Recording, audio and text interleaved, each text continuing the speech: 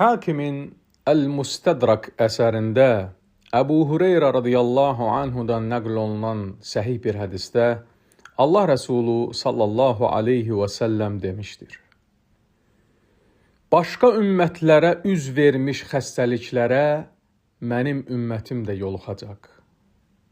Soruşurlar ki, nədir o xəstəliklər, ey Allahın Rəsulu?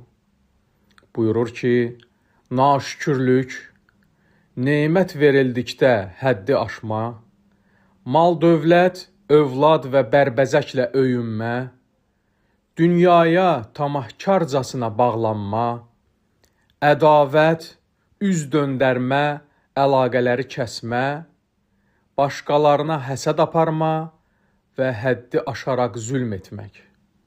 Şeyx Muhammed Nasırıddin Əl-Albani rahimehullah Səhih Əl-Cami əsərində hədisin səhih olduğunu demişdir.